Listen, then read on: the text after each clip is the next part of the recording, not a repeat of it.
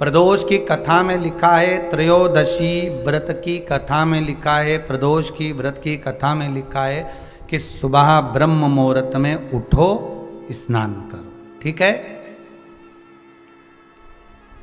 केवल प्रदोष से मतलब नहीं है।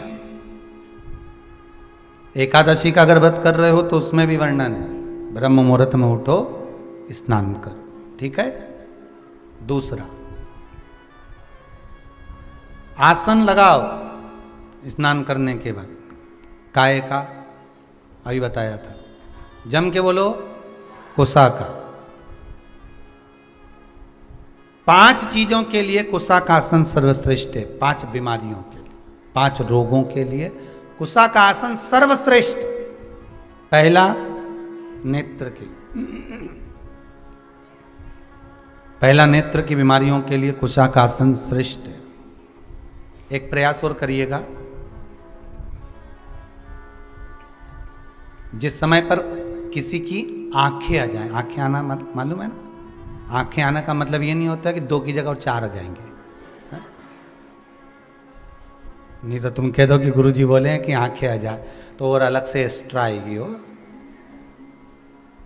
नहीं तो दुनिया के लोग बड़े जरा समझदार ज़्यादा है ना, तो उनको जरा एक एक चीज़ समझ लेना चाहिए बिल्कुल हो। नहीं तो तुम वही फिर वही वाली बात आ जाएगी। अभी फिर काली मिर्ची, फिर वही बात आ जाएगी।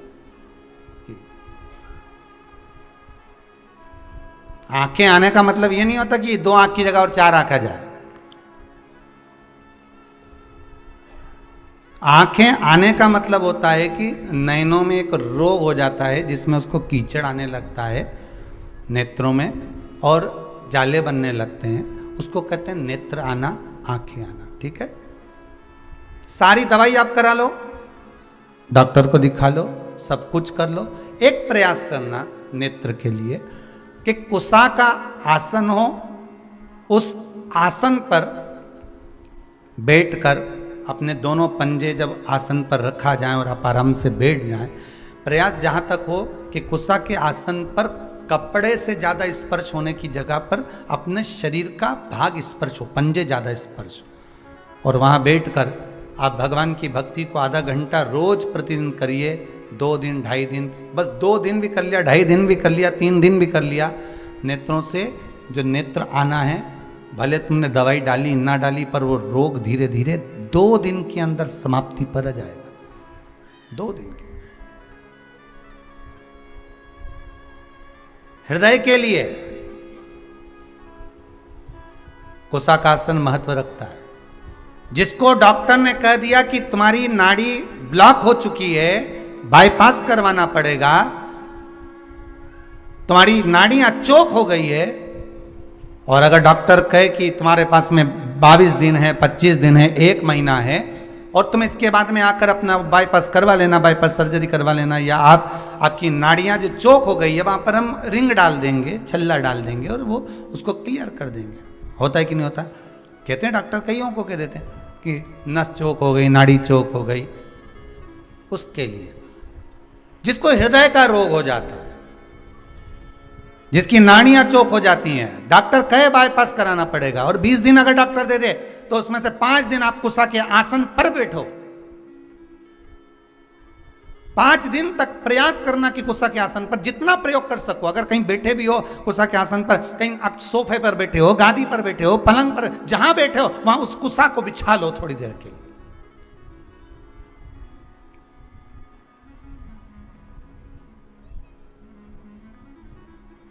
उस कुसा के आसन को आप बिछा लीजिए जहां बैठो।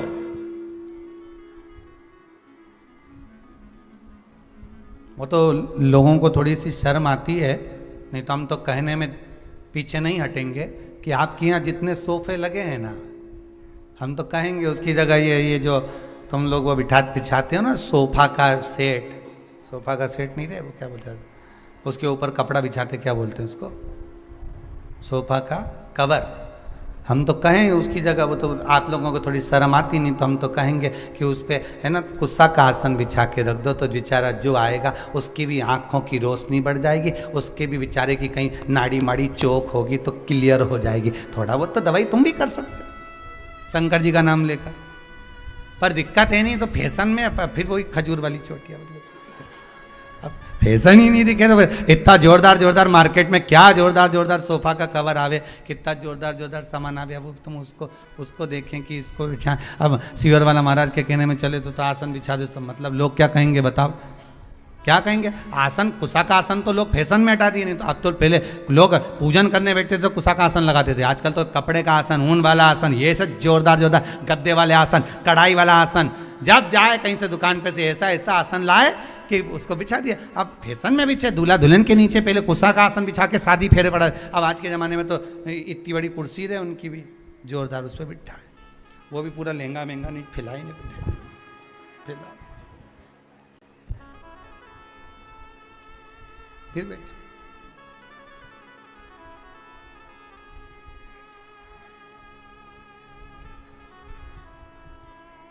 कुशा का आसन।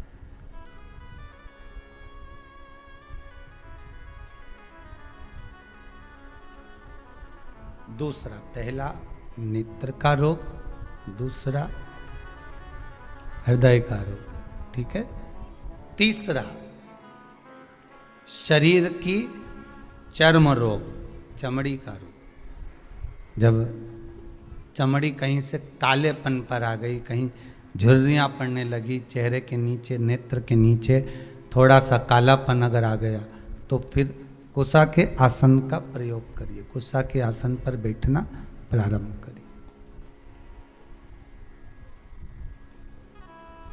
तीसरा है चर्म। चौथा, कुशा के आसन के लिए उदर से जुड़ी हुई जितनी भी परेशानियां होती हैं, आपको उदर से जुड़ी हुई जितनी भी परेशानियां, प्रयास करिए कि आप पूजन कुशा के आसन पर बैठकर करेंगे तो आपके उदर से जुड़ी हुई जितनी भी परेशानियां हैं, भोजन नहीं पचना, एसिडिटी होना, आदि आदि, आप कर कर देखिए, कुशा के आसन पर बैठ कर देखिए, आपको उसमें आनंद की अनुभूति हो जाए, सुख मिले।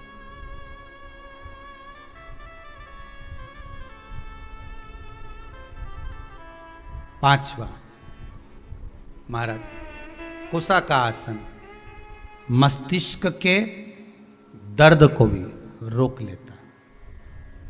कुशा का आसन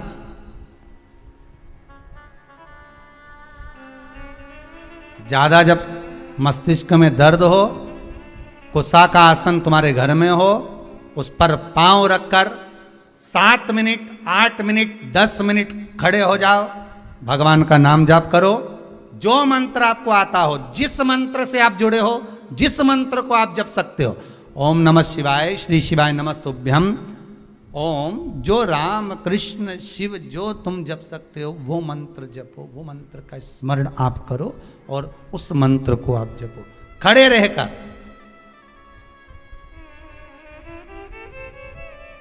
10 मिनट लगेंगे, एक टेबलेट नहीं खाना पड़ेगी, सिर दर्द बंद। कुशा के आसन में वो तेज पुंज होता है, कुशा के आसन में वो बल होता है, कुशा के आसन में वो बलता रहती है महाराज, कुशा के आसन में वो तेज पुंजता रहती है आपके, आपको वो बल प्राप्त होता है। तो प्रदोष व्रत का नियम जो आप ले रहे हैं, प्रदोष व्रत को जो आप श्रवण कर रहे हैं उसको जरा ध्यान से सुनिएगा। सबसे पहले स्नान ब्रह्म मुहूर्त का, सुबह का, उसके बाद में फिर आसन पर बैठकर भगवान की भक्ति को धारण करना, शंकर का अनुमोदन करना, शिव भक्ति में डूबे रहना, शंकर का स्मरण करना, शंकर के नाम का स्मरण करते रहना, ये प्रदोष का मूल तत्व। महाराज,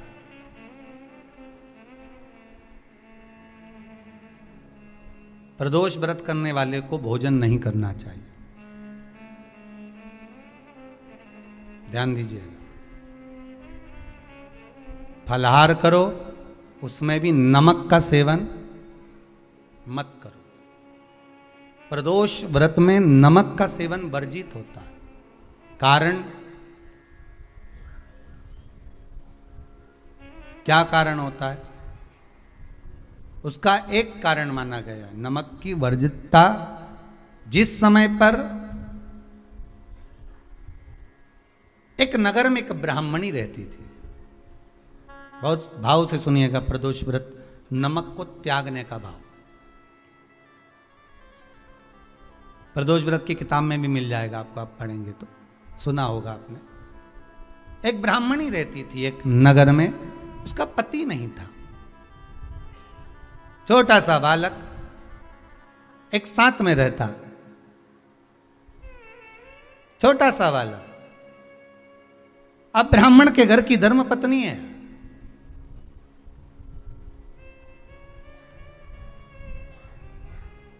ब्राह्मण कर्मकांड करने वाला, पूजन करने वाला, पाठ करने वाला, अनुष्ठान करने वाला, पूजन करने वाला, मंत्र जाप करने वाला, भगवत भक्ति में डूबने वाला। ब्राह्मण तो चले गया, ब्राह्मणी बच्चे के साथ रह रही। क्या करे वो, अकेली निवास कर रही,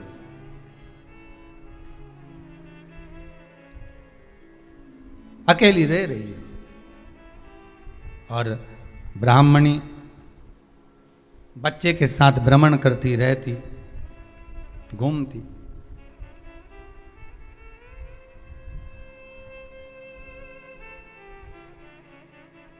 कहीं कहीं दर दर जाकर कुछ भिक्षा को मांग कर लेकर आ जाती, और भिक्षा लाने के बाद में उस भिक्षा को जब लेकर आती तो अपने बच्चे को भी खिलाती और स्वयं भी उसका पान करती।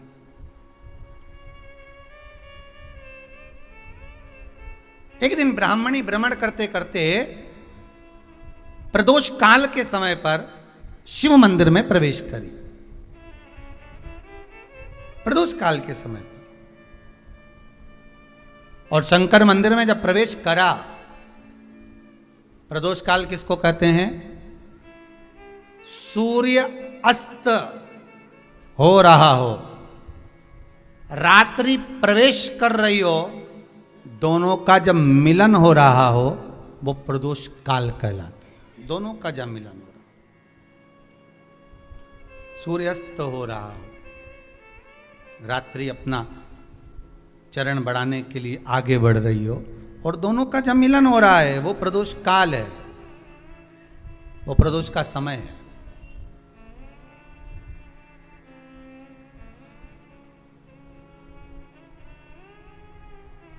ब्राह्मणी मंदिर में प्रवेश कर रही। जब ब्राह्मणी मंदिर में प्रवेश करी, मंदिर के अंदर पहुंची, प्रदोष काल का समय था, प्रदोष का समय चल रहा था। और प्रदोष काल के उस समय में, प्रदोष काल के उस समय में जब ब्राह्मणी ने देखा कि कोई भगवान की भक्ति में लगा हुआ है, भगवान के रस तत्व में डूबा हुआ है।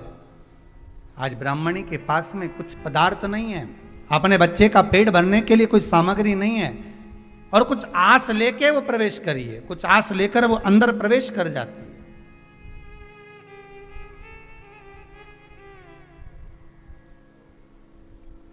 कोई ऋषि की पत्नी, कोई ब्राह्मण जन की अर्धांगिनी उस प्रदोष के समय पर शंकर का अभिषेक पूजन कर रही थी, भगवान शिव की आराधना कर रही थी, भगवान की भक्ति में डूबी हुई थी। भोला सब दुख काटो मारा,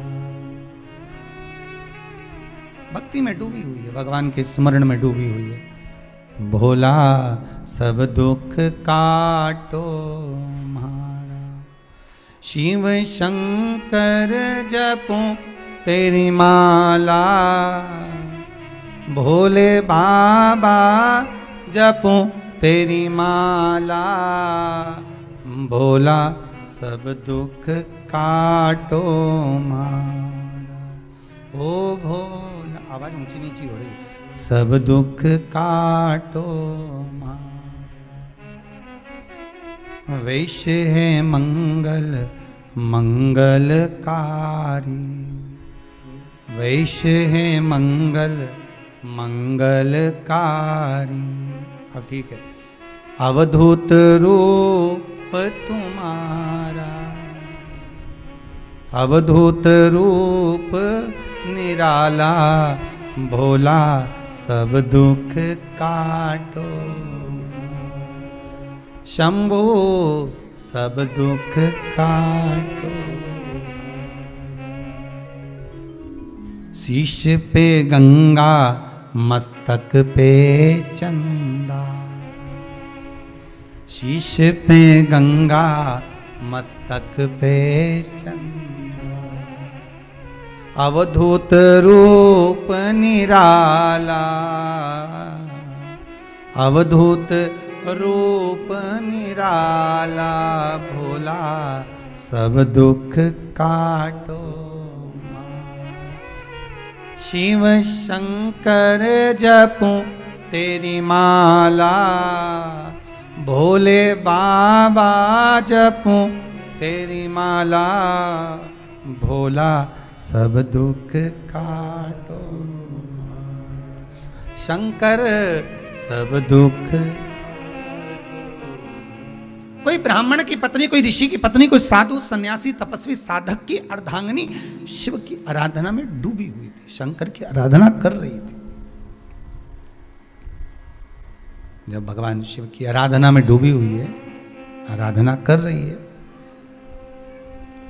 ये कुछ पाने के लिए चली गई,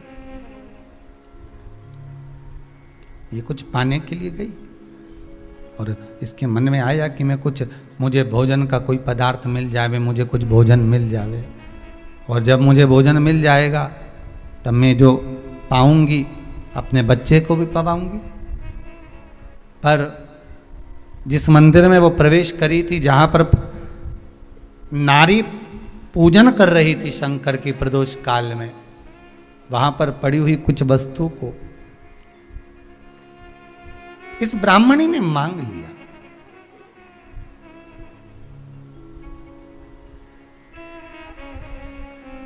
मेरे बालक को बहुत भूख लगी है, मेरा बच्चा बड़ा भूखा है, इसके भोजन के लिए थोड़ी सी सामग्री दे दीजिए, इसके भोजन के लिए थोड़ा सा कुछ रसतत्व दे दीजिए।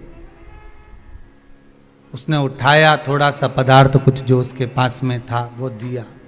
जब दिया तो देने के बाद जब उसे प्राप्त हुआ और होने के बाद में जब वो मिल गया उसको, तो उसने उस समय पर उस पदार्थ को जैसे ही मुख में लिया, लेते ही कहा इसमें तो स्वाद नहीं है।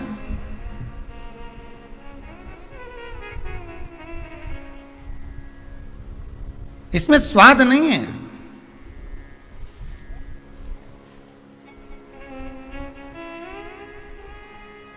उस ब्राह्मणी ने बड़ा सुंदर एक संवाद कहा।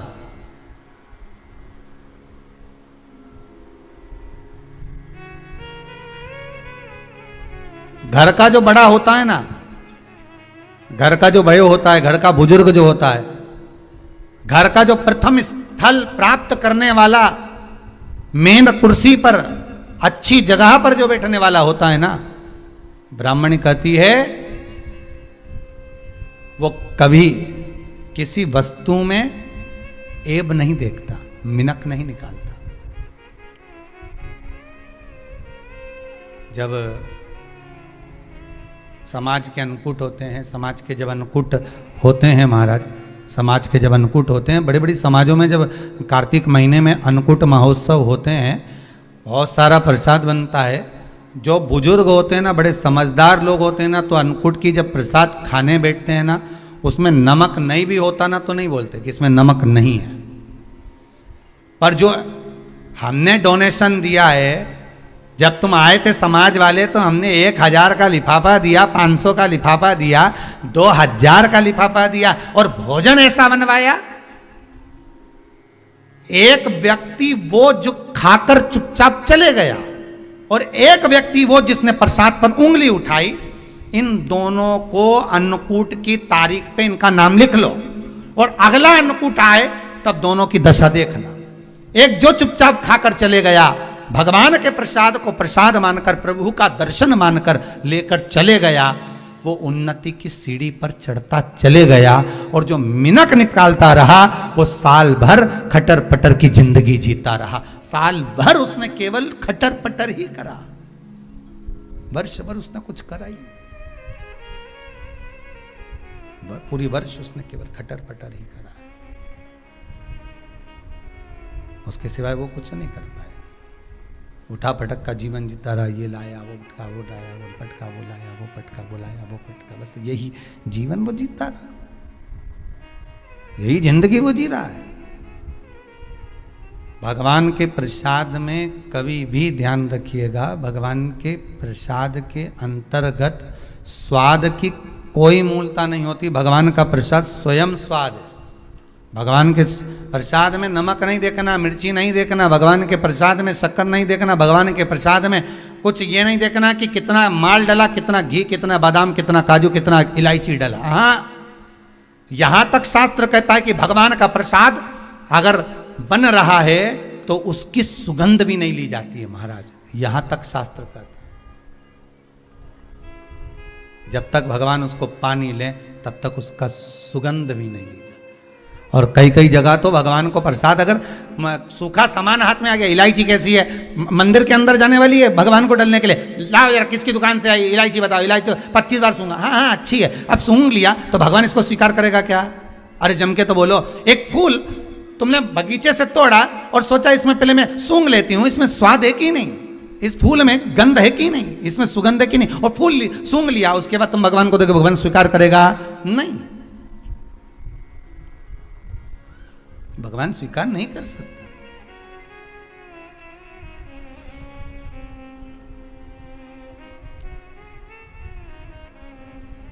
धनिया पाउडर आया सब्जी में डालने के लिए, कैसी गंध है, सूंघ लिया, वो तुम डाल दिया, वो उसका कोई स्वाद नहीं है, उसका कोई महत्व नहीं, भगवान उसको स्वीकार नहीं कर सकता, भगवान उसको स्वीकारेगा नहीं।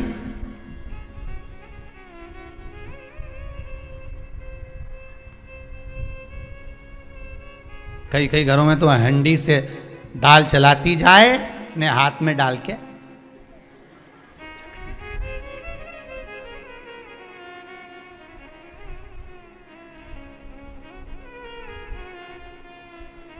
यहाँ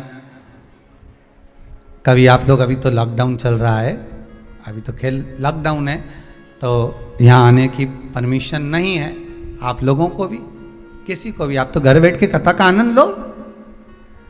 पर कभी आप लोग कभी कुबेरेश्वर धाम आएंगे ना, तो यहाँ पर एक चीज़ का, जैसे जो 21-21 हज़ार रुपये जिन्होंने जमा करे हैं और आजीवन भोजन भंडारे के जो सदस्य बने हैं, जिनकी तरफ से रोज़ भोजन चलता रहता है, तो आप कभी यहाँ आकर आश्रम पर जब कभी थोड़ा सा कुछ प्रसाद मिल गया, भले खिचड़ी मिली, चाहे जरा सी सब्जी भाजी मिली, जो भी मिला आपको, रोटी सब्जी पूड़ी आदि जो मिला, उसको जब आप खाएंगे ना, तो यहाँ भोजन बनने के बाद भगवान को जब भोग लग जाता है, उसके बाद ही उसको चखा जाए। यहाँ चखने का कोई क्रम नहीं, यहाँ तो बना आया और बांटा गया, खाओ प्रसाद पाओ, बस यहाँ तो एक ही क्रम है कि उस प्रसाद को पा लीजिए। उसमें कोई स्वाद नहीं देखा गया, उसमें कोई स्वाद की, यहाँ तो भगवान की दृष्टि का स्वाद होना चाहिए, उनकी अधरामृत का स्वाद होना चाहिए, उनके अधरामृत। महाराज ब्राह्मणी ने जैसी मुख में लिया थूक दिया, ये श्रेष्ठ नहीं है। जो ऋषि की पत्नी अंदर पूजन कर रही थी प्रदोष काल, उसने कह दिया, आपका चेहरा बता रहा है कि आप ब्राह्मण की धर्म पत्नी हो, पर आज आप दर दर जाकर अगर भिक्षा मांग रही हो, दर दर जाकर अगर भीख मांग रही हो, दर दर जाकर भिक्षा को मांग रही हो, तो इसमें आपके पति का दोष नहीं है, दोष आपका है, क्योंकि आप भगवान के प्रसाद में भी जो स्वाद देखी थी ना, ये आपका एक जन्म का नहीं है, ये ना जाने कितने जन्म का है।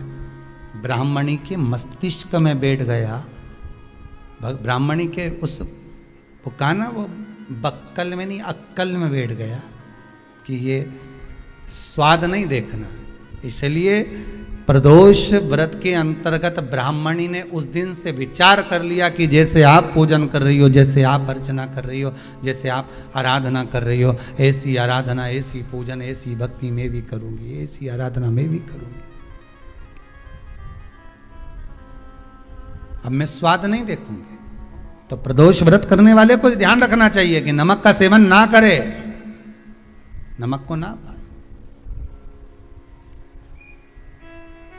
भोजन ना करे, फलाहार करिए, फल का आहार करिए, प्रयास करिए।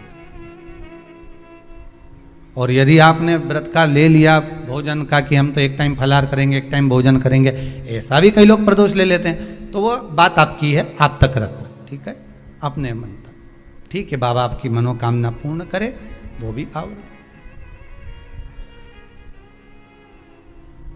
शाम का समय हो, ब्राह्मणी रोज प्रतिदिन शंकर जी के मंदिर में शाम के समय पर जैसे ही प्रदोष आता और शिव जी के मंदिर में चली जाती। अब उसने प्रदोष का व्रत करना प्रारंभ कर दिया, शंकर की उपासना प्रदोष काल में करना प्रारंभ कर दी। समय आया, ये ब्राह्मणी अपने बच्चे को लेकर जा रही थी, मात्र 4 प्रदोष ही निकले थे, केवल 4 प्रदोष निकले थे। ब्राह्मणी लेकर जा रही थी अपने बच्चे को, सामने एक कोई बालक भूख से विलकता हुआ सामने आकर खड़ा हो गया। उसने भी अन्न का भाग मांगा, मुझे भूख लगी है, मेरे उदर में कुछ अन्न का भाग नहीं है, आप मुझे अन्न का भाग दे दीजिए, मुझे थोड़ा सा भोजन दे दीजिए। वो बिलकता हुआ बालक इसके चरणों में आकर पड़ गया, माता माता माता कहकर अन्न मांगने लगा, आप मुझे कुछ दे दीजिए।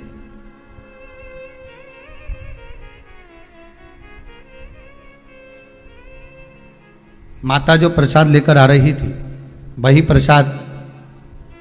वही प्रसाद इस बालक को दिया। आपका पिता कौन है? ध्यान नहीं। माता कौन है? ध्यान नहीं।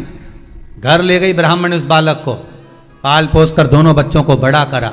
बच्चा जब बड़ा हुआ, बड़ा होने पर विदर्भ राज के राज्य का युवराज था ये। इसके राज्य पर आक्रमण कर कर इसके माता पिता को मार दिया गया था और उपद्रवियों ने उस पर कब्जा कर लिया था। जब ये बड़ा हुआ, इसको मालूम नहीं कि मैं विदर्भ राज का बेटा हूं, बस ये तो चाह रहा था जाते जाते जाते जाते विदर्भ राज में प्रवेश कर कर इसने जो देखा, अपने कुछ मित्रों को एकत्रित कर कर राज्य पर आक्रमण कर दिया। आक्रमण करा, विधर्मियों को भगा दिया, खुद राजा बनकर बैठ गया। जब ये बालक राजा बनकर बैठा तो ब्राह्मणी का जो पुत्र था उसको मंत्री बना लिया। पर इसको समझ नहीं आया, मेरा इतना बड़ा राज्य सब चले गया था, मुझे ये तक नहीं मालूम था कि मैं एक युवराज हूं, मैं एक नगर का राजा का पुत्र हूं, मुझे कुछ भी नहीं मालूम था। फिर आखिर मुझे ये सब कुछ वापस कैसे प्राप्त हो गया, ये समझ में नहीं आया कि इतना वैभव, इतना धन, इतनी दौलत, इतनी संपदा मुझे कैसे मिल गई, कारण क्या है, उसके पाने का मुझे क्या कैसे मिला है, ये कैसे प्राप्त हुआ है मुझे।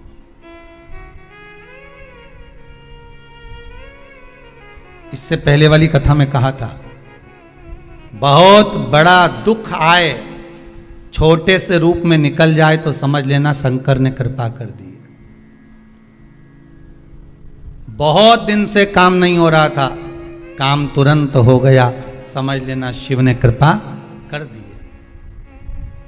कुबेरेश्वर धाम आप आए और बाबा ने आपको बुलाया, मान लो आप आए और आए, बाबा ने आपको बुलाया और कुबेरेश्वर धाम से जाने के बाद, क्योंकि इस भूमि का तो नियम है, आप जहां बैठकर कथा सुन रहे हो, आस्था चैनल के माध्यम से, आप फेसबुक यूट्यूब के माध्यम से कथा श्रवण कर रहे हैं, सिंगल परिवार कथा करवा रहा, बड़े भाव से आप श्रवण कर रहे हैं कथा को। मेरा निवेदन है, जिस भाव से सुने, आप निवेदन कर कर सुने कि बाबा कुबेर भंडारी मेरे 3 महीने के अंदर मेरी मनोकामना पूर्ण कर देना, मेरी ये कामना है, आप पूर्ण करना। तो बाबा क्यों ना करेगा, आप दिल से उसको पुकारो तो।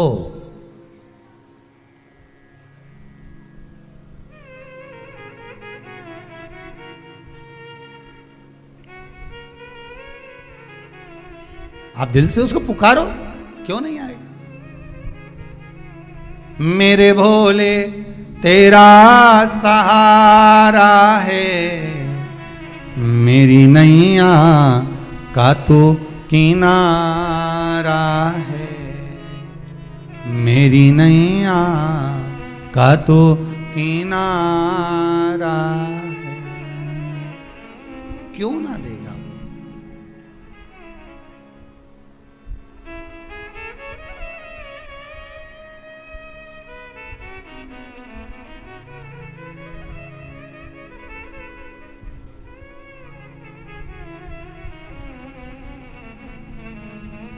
महाराज एकादशी की मृत्यु, द्वादशी को दाग, ध्यान दीजिएगा, त्रयोदशी की खारी, जो ये राख जो समेटी जाती है, कोई समेटने जाए ना जाए, तीसरा त्रयोदशी पर अगर पड़ भी गया तो महाराज उसकी राख समेटने की जरूरत नहीं पड़ती, शंकर उसकी भस्म अपने तन पर अपने आप रपट लेता है, अपने आप। त्रयोदशी मतलब प्रदोष, प्रदोष के दिन भगवान शिव उस भस्म को अपने तन पर धारण कर लेता है, जो मिल जाए शमशान में बस शिव उसको अपने तन पर, अपने शरीर पर धारण कर रहा है शिव।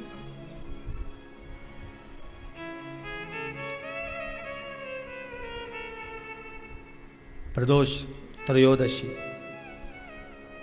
महाराज ब्राह्मणी, उस राजकुमार के मन में प्रश्न उठ गया, उस ब्राह्मण के, उस राजकुमार के मन में प्रश्न उठा कि मुझे वापिस कैसे मिला। गया, जिस माता ने पाल पोस कर बड़ा करा था उसके पास पहुंचा, माता जी के पास में जाकर कहा, माँ ये तो बताओ कि मुझे ये वापिस कैसे मिल गया, मैं नहीं जानता था, कुछ भी नहीं जानता था, ये मिला कैसे, कैसे प्राप्त हुआ है। ब्राह्मणी ने कहा मुझे नहीं मालूम, पर इतना जरूर हो सकता है कि हो सकता है कि तुम्हारा पूर्व समय का कोई पुण्य प्रबल हुआ होगा, उससे मिला होगा, हो सकता है। किसी ऋषिवर के चरणों में, गुरु के चरणों में जाकर बैठा, गुरुदेव से निवेदन करा कि ये मुझे मिला कैसे, ये वापिस मुझे कैसे प्राप्त हो गया। अरे भगवान को धन्यवाद दो कभी कभी कि तूने अच्छे घर में पैदा किया, अच्छा परिवार दिया, अच्छा पति दिया, अच्छी पत्नी दी, अच्छे बच्चे दिए, अच्छा कुटुंब दिया, घर दिया, दुकान दी, जमीन जायदाद दी, शरीर अच्छा दिया, हाथ पैर आंख नाक मुंह सब बढ़िया दिया, एक के भी निपटा के नहीं भेजा तूने।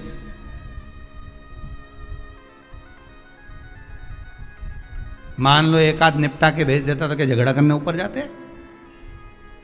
एक ही कान देता और एक गायब कर देता तो यहां से चिपका देता, तो क्या कर लेते?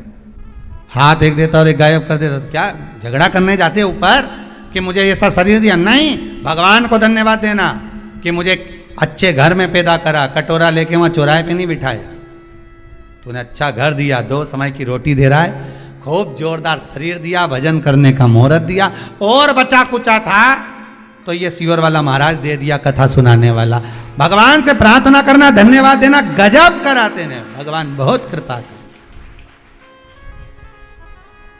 आधा समय हमारा सोने में निकलता था, अब जब से तूने कृपा कर दी, भाई लोग कहते हैं, कई लोग कहते हैं कि सियोर वाला महाराज बावला है, कहते हैं तो पगला है, बावला है।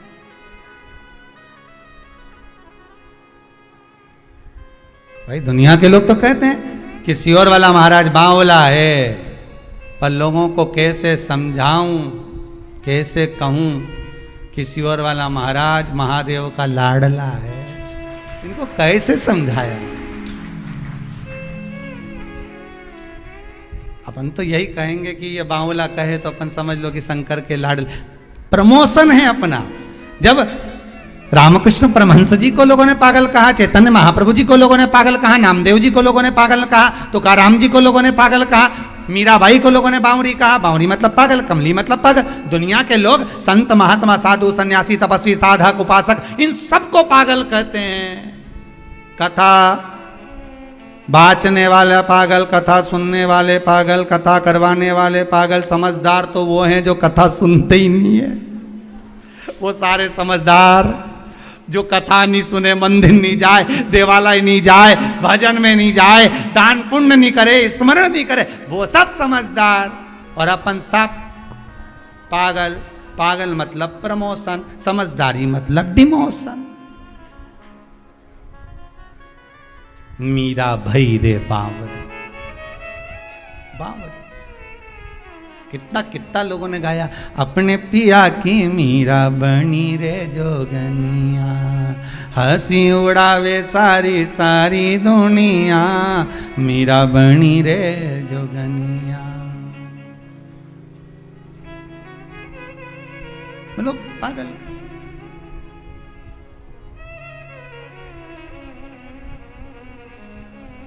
गांव का लोग मने बावरी बतावे, संगरी सहेलियां जी उंगली उठावे, हंसी उड़ावे सारी सारी दुनिया, हंसी उड़ावे सारी सारी दुनिया, मीरा बनी रे जोगनिया, अपने पिया की मीरा बनी रे जोगनिया। लोग बावरी कहे, पागल कहे, मूर्ख कहे, जो कहना कहे, जो कहना कहे, वो बावरा कहते हैं। हो सकता है हम महादेव के लाडले हो रहे हो।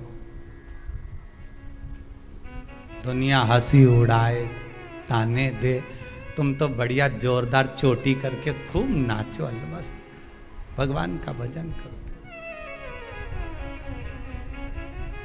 भाई इस्कॉन मंदिर में जाकर देखना,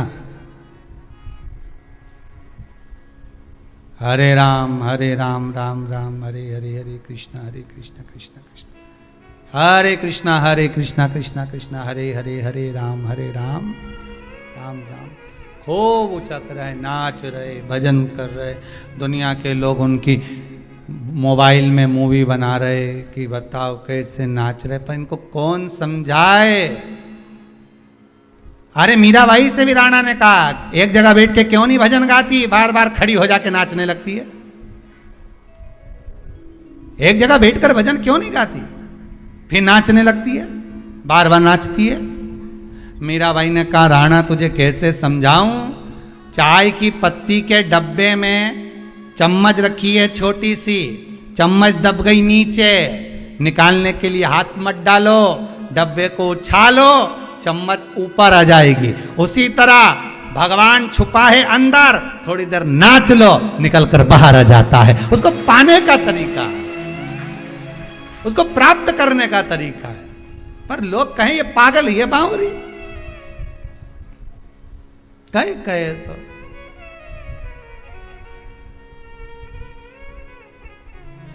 लोग पागल कहे।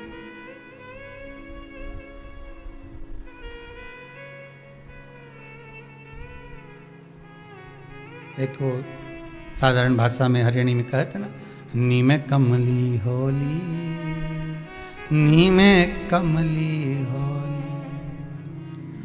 रूप सलोना देख श्याम का, रूप सलोना देख श्याम का, सुध बुध मेरी खोली, नी में कमली होली, नी में कमली होली, नी में कमली होली, नी में कमली होली। सुध नहीं है, विचार नहीं है, भाव, बस हृदय चित्त मन परमात्मा में रमा हुआ है, लगा हुआ है, उस चित्त को लगा कर रखा।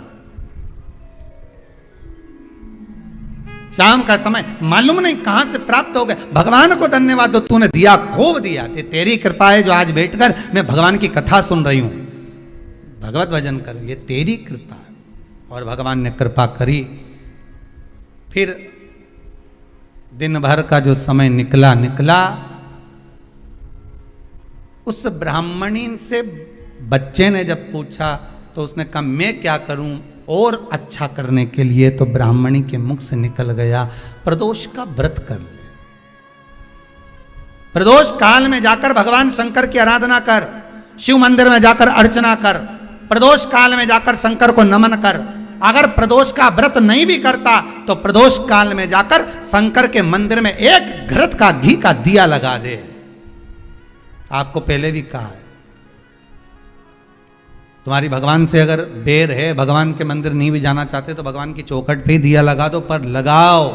शाम के समय पर प्रदोष काल में बेलपत्री के पेड़ के नीचे, चाहे शंकर के मंदिर के दरवाजे पर या शिव मंदिर में अगर आप प्रदोष के दिन दिया लगाते हो, सोमवार के दिन दिया लगाते हो, तो ऐसा कोई व्यक्ति नहीं जिसको मेरे देव अधिदेव महादेव मेरा विश्वनाथ भंडार नहीं भरता हो, खाली नहीं छोड़ेगा, दे देगा, भंडार भर देगा। कमी तो नहीं रख सकता, ये पक्का। पर तुम करना ही नहीं चाह, 2-4 सोमवार करो और उसके बाद के तो महाराज जी हमने तो करा था, हमको तो मिला ही नहीं। 2-1 प्रदोष करा तुमने, अरे 1 आध साल करो, सारे दर बदर भी तो अपन ठोकर खा कर आए, इतना साल निकाला अपन ने, और 6 महीना 3 महीना 4 महीना भगवान से निवेदन तो करो, दिल से कहो तो सरी, नी भंडार भरे तो बात दूसरी, एक बार बोलो तो। पर जगत के लोगों के सामने जाकर मत कहना, कहना तो देव अधिदेव महादेव से कहना। अब वो राजकुमार ने फिर व्रत करा, और व्रत करा तो उसका फल ये हुआ कि एक गंधर्वों की कन्या अंशुमति इस राजकुमार को देखकर लोभित हो गई। पिताजी ने समझाया, विवाह मत कर बेटी, अपन गंधर्व लोक में निवास करने वाले और देवलोक में रहने वाले से तू विवाह कर रही है, कहां जाएगी? देवलोक में रहने वाले इस मृत्यु लोक में निवास करने वाले से विवाह कर रही। नहीं पिताजी, मैं गंधर्व लोक छोड़ दूंगी, देवलोक छोड़ दूंगी, पर मैं विवाह उसी से करूं। पिताजी ने कहा, जो तेरा भाग्य। विवाह हो गया, राजकुमारी भी आ गई।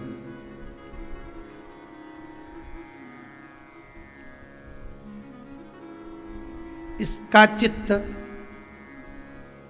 राजा में था, राजा का चित्त देव अधिदेव, जम के बोलो, महादेव में था। बहुत बहुत ध्यान रखिएगा इस कथा को। आज प्रदोष व्रत जो आपको सुनाया जा रहा है, इसको बहुत सावधानी से सुनना। पति से पूछ लेना कि आप मंदिर चल रहे हो, मैं जा रही हूं, वो कहे हाँ चल रहा हूं, या उसने कहा कि अभी थोड़ी देर से चलते हैं, ठीक है, कोई बात नहीं। बहुत मन हो उसका, आपने पूछा, दिल से कह दिया हाँ चल रहा हूं, तो ले जाओ। और अगर तुम सोचो कि हमने सुना है कि जोड़े से दर्शन करते हैं तो ज़्यादा फायदा मिलता है, और मालूम पड़े बस जोड़ा के चक्कर में यहाँ सिर फोड़ा हो जाए,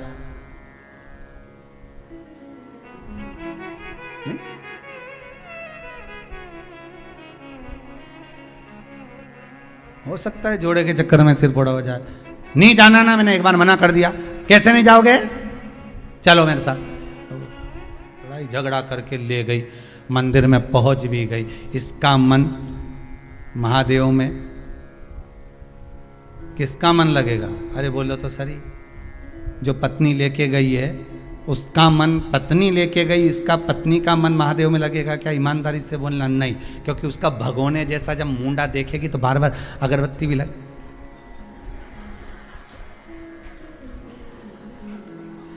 प्रेम से पल्लू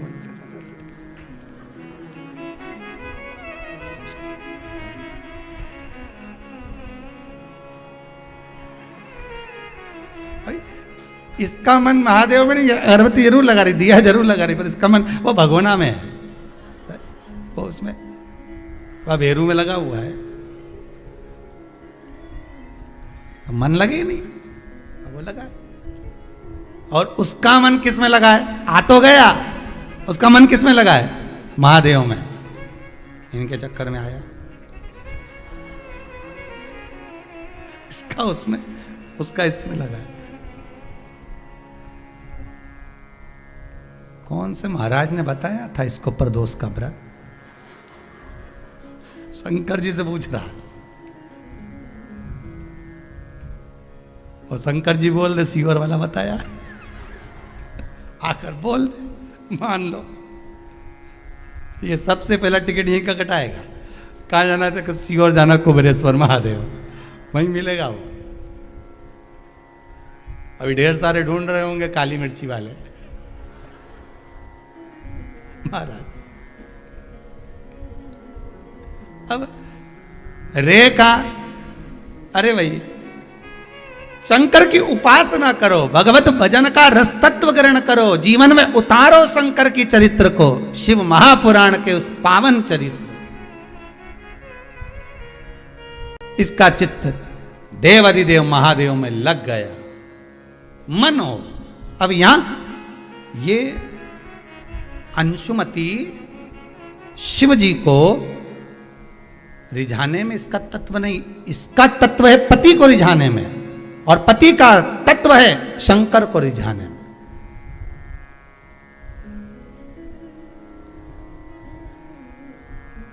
शिव को रिझाने में पति। आज अंशुमती को साथ लेकर शिव मंदिर में पहुंच गए। पत्नी ने पूछा, अंशुमती ने पूछा, स्वामी क्या ये बताओ, शंकर को प्रदोष काल में पूजने के लिए आप आए हो, ये शाम का समय तो भ्रमण का होता है, आप हमें कहीं और भ्रमण करने लेकर जाते तो आनंद की अनुभूति होती, पर प्रदोष काल में आप तो शिव मंदिर में लेकर आ गए हमको। इसका मन इसमें है, इसका मन इसमें है। बहुत ध्यान देना कथा पर। जिसका मन जहां लगा हो उसको वहीं छोड़ दो जी। आपका मन शंकर में लगा है तो शंकर में लगा कर रखो, उनका मन घर में लगा है तो उनको घर में ही लगा के रखो, ठीक है। आपका मन शिव में नहीं है ना, क्यों? उसका कारण है, हम इसको अगर वहाँ से निकालेंगे, इसका मन तो उसमें लगा हुआ है, और उधर से निकाल कर अगर हम इधर जोड़ेंगे तो इसको जोड़ तो देंगे, पर ये मन से जो कछोटेगा, मन से भगवान का नहीं हो पाएगा। परमात्मा, गुरु और माता पिता ये एक ही बात कहते हैं कि भले तुम 2 क्षण के लिए मिलो, पर दिल से मिलो, हृदय से मिलो, मन से मिलो। 2 क्षण के लिए आओ भले, पर दिल से आइए, मन से आइए। 2 क्षण के लिए आओ, पर मन से, दिल से, हृदय से। अब अंशुमती का मन नहीं लगा। आखिरी में पति ने कहा, आज आपको हमारे साथ में प्रदोष की पूजन के लिए चलना है। कहीं किसी ऋषि के मुख से सुन लिया अंशुमती ने कि प्रदोष का पूजन करने से मनवांचित फल की प्राप्ति होती है, और इसकी मनवांचित फल प्राप्ति क्या थी कि जिसके साथ मेरा विवाह हुआ है, ये पति मुझसे अधिक प्रेम करे और मैं इससे अधिक प्रेम करूं, तो उसने उसको पाने के लिए प्रदोष का जब व्रत किया, साधना करी, उपासना करी, शंकर भगवान स्वतः प्रसन्न हो गए। प्रसन्न होकर उस ब्राह्मण के बालक, उस राजकुमार को देखा, और राजकुमार को देखकर कहा, राजकुमार ये आपको अधिक स्नेह करती है और आप हमें स्नेह करते हो, अर्थात इसकी करी हुई भक्ति का फल हमें आपके द्वारा प्राप्त हो जाता है। इसलिए आप इससे ये ना कहें कि हमारी भक्ति करे, इसके हृदय चित्त में जिस दिन शिव भक्ति प्रदान होगी, फिर कोई भक्ति नहीं रह पाएगी, केवल शंकर की भक्ति ही चलती रहेगी। आज संपूर्ण विश्व में शंकर की भक्ति ऐसी हृदय में बैठ गई है लोगों के कि पहले लोगों को पूजन करना नहीं आती थी, पानी चढ़ाना नहीं आता था, मंदिर का ही पानी चढ़ा देते थे। पंचामृत कैसे चढ़ाएं? कहाँ शंकर भगवान के 13 बच्चे, कहाँ अशोक सुंदरी, कहाँ जया विषहरा शामली वारी, किसको मालूम था कि शंकर भगवान की लड़कियां इतनी हैं, अशोक सुंदरी है, 5 लड़की और हैं। किसको मालूम था कि गंगा जी के यहाँ से कार्तिकेय का जन्म हुआ, प्रागट्य हुआ। ये सब लोगों को अब धीरे धीरे धीरे धीरे जो शिव महापुराण के माध्यम से मालूम होता गया, पढ़ता गया, पढ़ता गया, पढ़ता गया, उसका फल आज ये हो गया कि लोग मंदिर में जब पूजन करते हैं तो अपनी गलती को छाट कर अलग कर कर श्रेष्ठ पूजन करते हैं, तो भगवान श्रेष्ठ फल प्रदान करता है। यह भक्ति का बल बढ़ गया, भक्ति का बल बढ़ा है।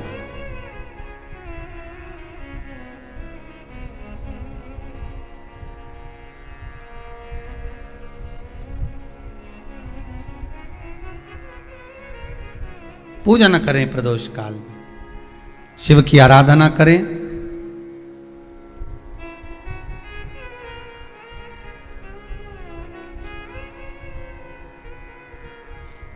आगे वर्णन आया, प्रदोष व्रत करने वाले को प्रदोष के दिन प्रयास करना चाहिए कि रात्रि के समय पर आधा घंटा, 10 मिनट, 20 मिनट जागरण करे। जागरण मतलब थोड़ा भगवान का भजन कर ले। भले 4-5 माताएं इकट्ठी नहीं हो तो अपन अकेले ही कर लो। अपन अकेले कम है क्या भाई? अपन कम पड़े?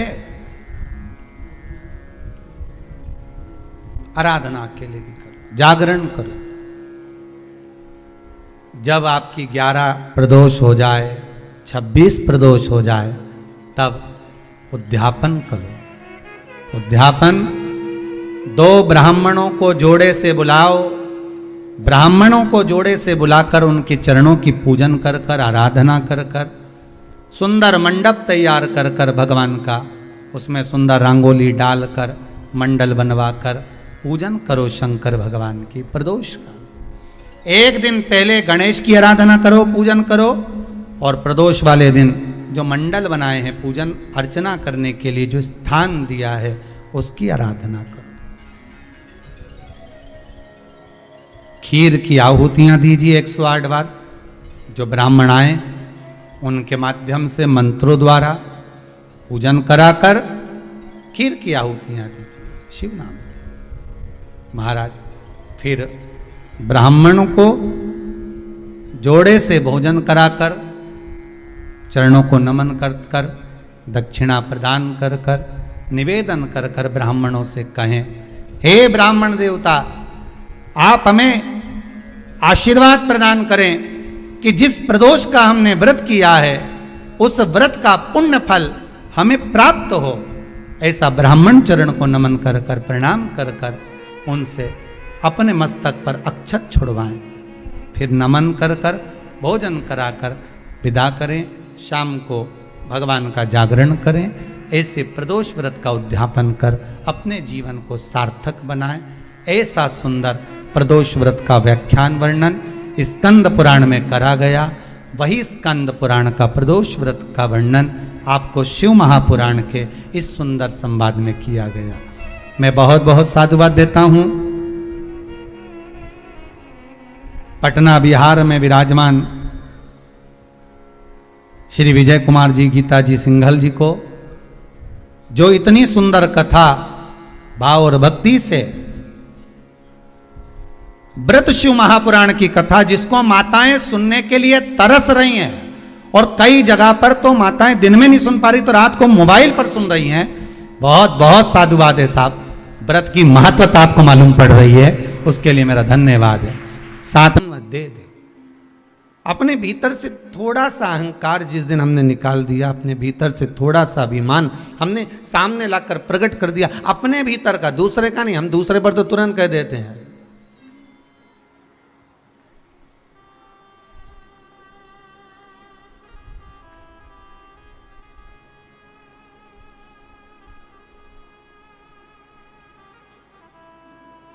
एक कोई व्हाट्सएप पे एक मैसेज था कि दर्पण पर पारा चढ़े तब मुख दिखे, और किसी को मुख दर्पण में देखने का कह दो तो आदमी का पारा चढ़ जाए, व्यक्ति का पारा चढ़।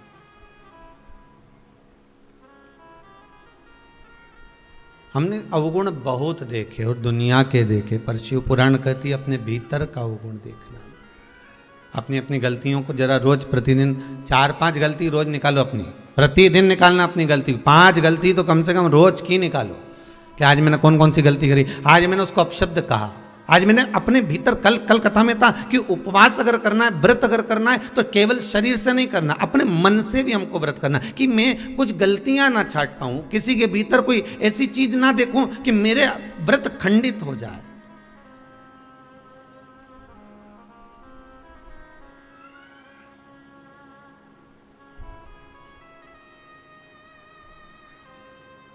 हमारे मन, ये चित्त, ये वृत्ति अगर गलत देखेगी तो उपास नहीं हो सकता, फिर व्रत का कोई प्रमाण नहीं है हमारा। कितना सुंदर कहा है माताओं के लिए भी और पुरुष वर्ग के लिए भी कि जब जब आप किसी व्रत को करते हो, एकादशी का व्रत करो, चाहे प्रदोष का व्रत करो, चाहे पूर्णिमा का व्रत करो, चाहे चतुर्थी का व्रत करो, चाहे तीज का व्रत करो, चाहे हरताली का व्रत करो, छोटी तीज, बड़ी तीज, सतुआ तीज, तुम्हारी मर्जी पड़े, छठ का, आदि आदि जितने भी व्रत बताए, उस व्रत में एक चीज आप किताब में जरूर पढ़ना, आपके पास तो व्रत की किताबें होंगी, उन किताबों में पढ़ना, उसमें लिखा है कि एकादशी का व्रत करो तो रात्रि को जागरण करो। बोलो लिखा कि नहीं लिखा? भगवान का भजन करो। प्रदोष का व्रत करो तो प्रदोष के दिन जागरण करो। पूर्णिमा का व्रत करो तो पूर्णिमा के दिन जागरण करो। हरताली का व्रत करो तो हरताली का जागरण करो। तीज का व्रत करो तो तीज का जागरण करो। क्यों लिखा कि जागरण करो?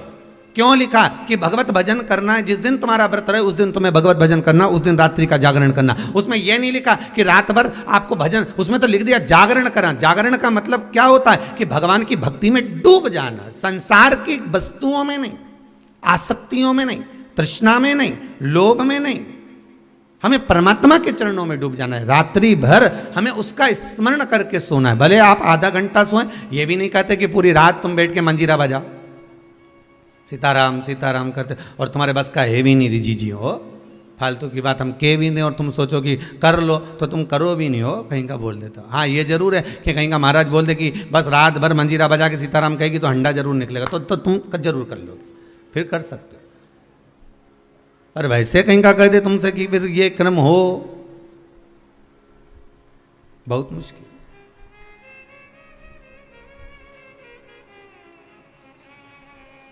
हम ये नहीं कहते कि तुम रात भर जागरण करो, हम तो इतना कहते हैं कि पूजन करना, एकादशी करना, प्रदोष करना, पूर्णिमा करना, या सोमवार करना, या मंगलवार करना, या बुधवार करना, या गुरुवार, शुक्रवार, शनिवार, जिस व्रत को स्त्री और पुरुष कर रहे हैं उस व्रत के दिन रात्रि के समय सोने से पहले कम से कम आधा घंटा तो भगवान का नाम ले लो।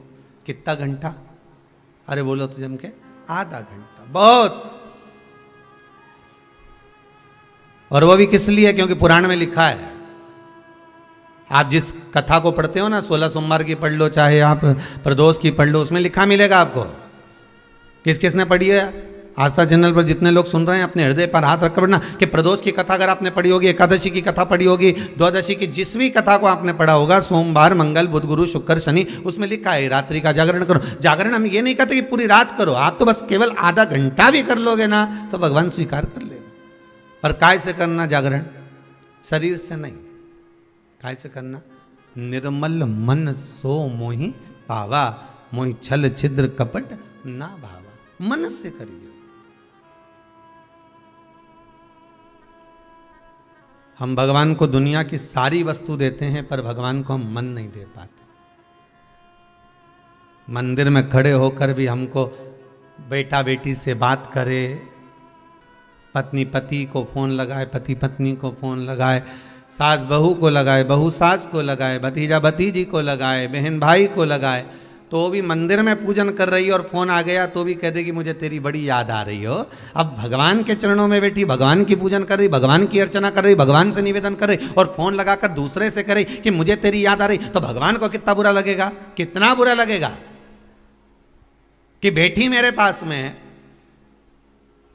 अरे पति पत्नी दोनों साथ में बैठे हुए हैं और दोनों आज विचार कर कर बैठे हैं कि अपन दोनों बात करेंगे, और इतने में पत्नी ले और व्हाट्सएप खोल के बैठ जाए, मोबाइल लेके बैठ जाए, या पति मोबाइल लेकर बैठ जाए, तो पत्नी को बुरा लगेगा कि नहीं लगेगा? अरे ईमानदारी से तो बोलो, लगेगा ना। और अगर पत्नी व्हाट्सएप चला रही है, पत्नी अगर मोबाइल चला रही है तो पति को बुरा लगेगा। उसी तरह तुम परमात्मा के पास जाकर अगर बैठे हो, मेरे शंकर के पास जाकर बैठे हो, मेरे ओघड़दानी शिव के पास में जाकर बैठे हो, तो जितनी देर तुम शंकर के पास में बैठो उतनी देर तुम्हारा मोबाइल से मतलब है तुम्हारा मन कहीं और नहीं जाना चाहिए, उतनी देर तुम्हारा चित्त, तुम्हारी वृत्ति, तुम्हारा मन परमात्मा में लगा होना चाहिए। फिर देखो भगवान तुम्हारे व्रत का फल देता है कि नहीं देता, फिर देखो भगवान तुम्हें फल प्रदान करता है कि नहीं करता। फिर आप ये नहीं कहोगे कि मैंने इतने व्रत करे और भगवान ने नहीं सुने, फिर भगवान सुनेगा।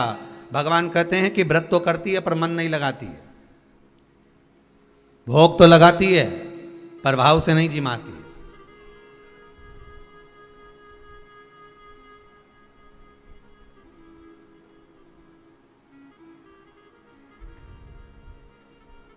अब भोग तो ऐसा कोई भी लगा दे, दुर्योधन ने ही लगाया था ढेर सारा, लड्डू ने, पेड़ा ने, गुलाब जामुन ने, इमरती ने, भजिया ने, पकोड़ा, सब बनाया ढेर, खूब सारा बनाया।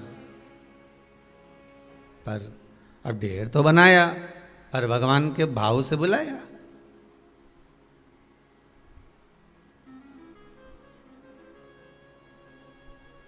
कि भक्तों के घर भी सांवरे आते रहा करो, दर्शन के नैन बांवरे दर्शन दिया करो। कहते हैं प्रेम से प्रभु छिलके भी खा गए,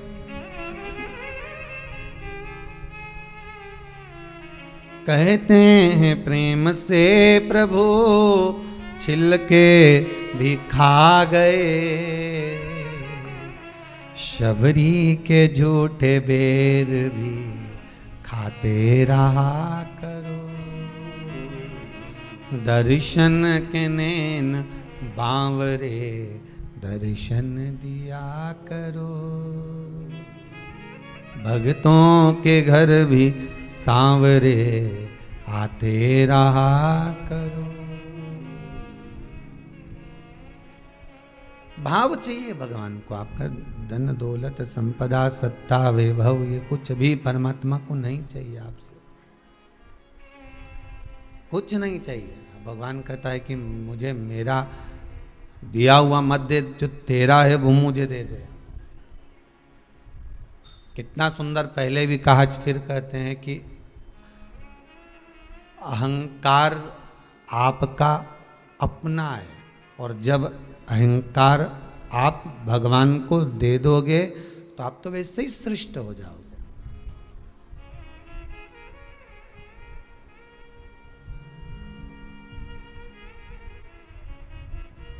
एक संत ने बड़ी सुंदर बात की। एक बहुत सुंदर वैश्या, बहुत सुंदर, अति रमणीय, बड़ी सुंदर,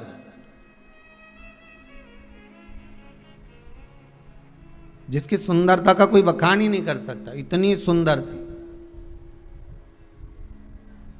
सब लोग उसका बखान कर रहे थे, बड़ा सुंदर है वो, बड़ी सुंदर है वो, बड़ी सुंदर है।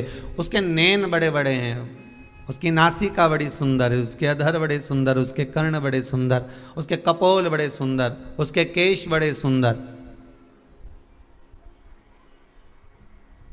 संत के पास खबर पहुंची, संत निकल कर जा रहे थे,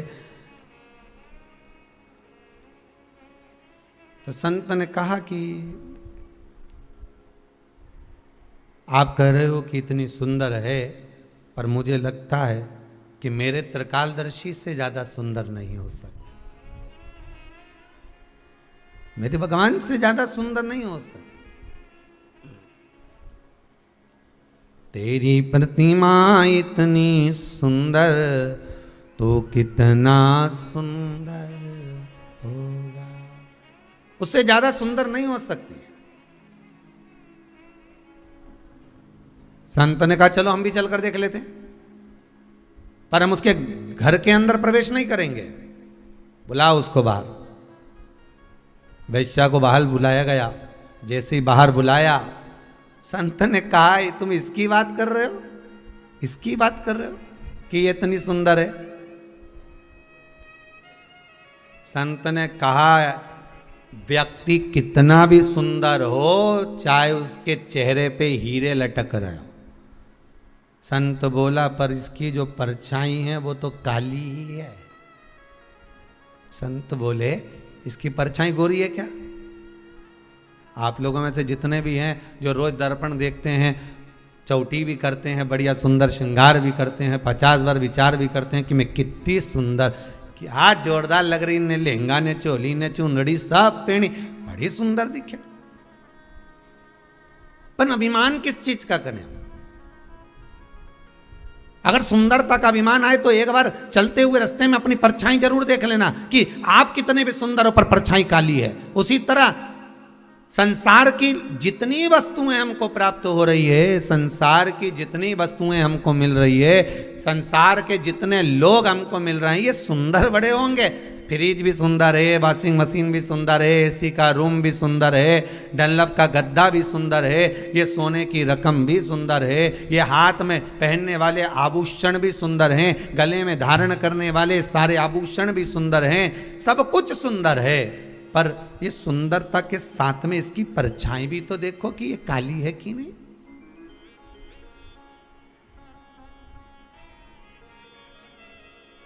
इस सुंदरता में दुख भी है, इसमें कालोच भी है, इसमें परछाई भी है। तो कहा परछाई किसकी नहीं दिखती। एक समय, एक पल, एक घड़ी, एक क्षण प्रतिदिन हर मनुष्य को प्राप्त होता है जिस समय पर मनुष्य की परछाई नहीं दिखती है।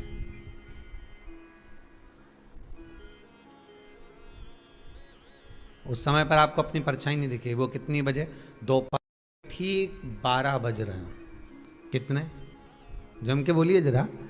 आपकी घड़ी के आगे पीछे हो सकता है, अगर घड़ी आगे पीछे होगी तो भले परछाई दिख जाएगी, पर ठीक अभिजीत मुहूर्त में ठीक दोपहर के 12 बज रहे हो और सूर्य तुम्हारे मस्तक पर होगा, उस समय पर परछाई दिखेगी क्या? नहीं।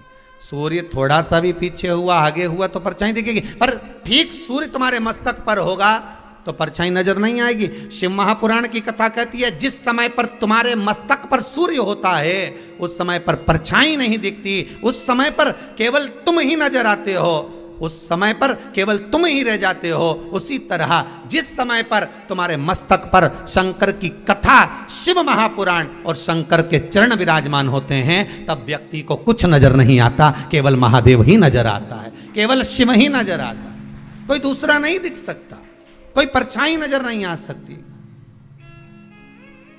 हमें हमारा अंधेरा तत्व नजर नहीं आ सकता, हमें हमारी कालोच नजर नहीं आ सकती, उसमें केवल शिव ही दिखेगा।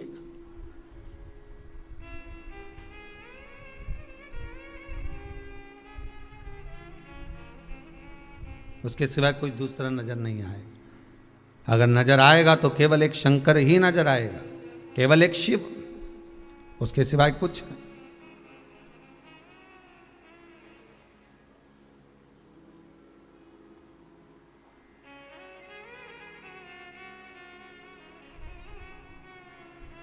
एटीएम पर गए, तुरंत आपने वो अपना जो कार्ड था वो उसमें लगाया, पैसा निकाल के लिया है। बोलो सही है कि गलत है? गए, कार्ड लगाया, लेकर आ गए।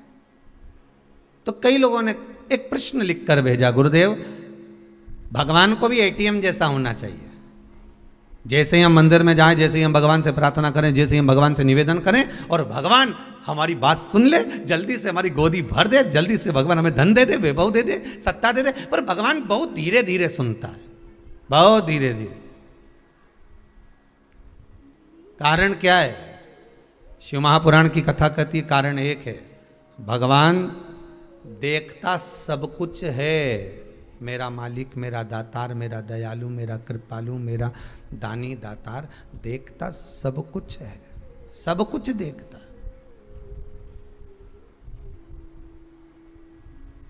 पर फैसला देर से देता है, देखता है वो। तुम्हारे केवल एक 2-4 दिन तुम व्रत कर लो, 2-4 सोमवार के व्रत कर लो, उसमें तुम सोचो कि भगवान हमारी मनोकामना पूर्ण कर दे। कई कई माताएं ऐसी हैं हर साल संकट सोमवार करती हैं, हर साल 16 सोमवार करती हैं।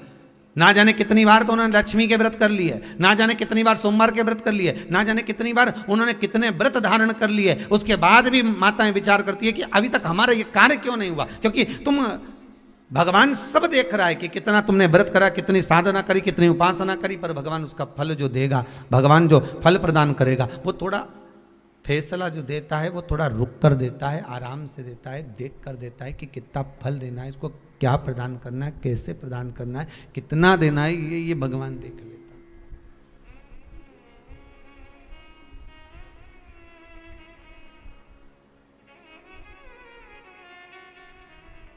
वो जो दे रहा है बस सोच कर विचार कर प्रदान करने में वो देरी नहीं करता, वो देता है।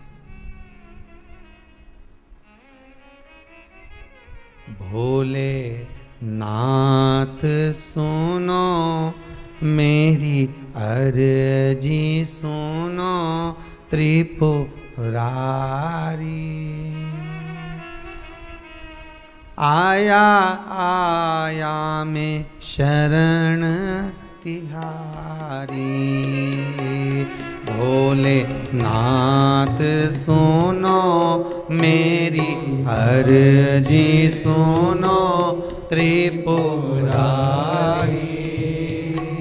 आया आया में शरण तिहारी। भोले नाथ सुनो मेरी विनती सुनो त्रिपुरारी, आया आया शरण तिहारी। सब गाइए प्रेम से आनंद से।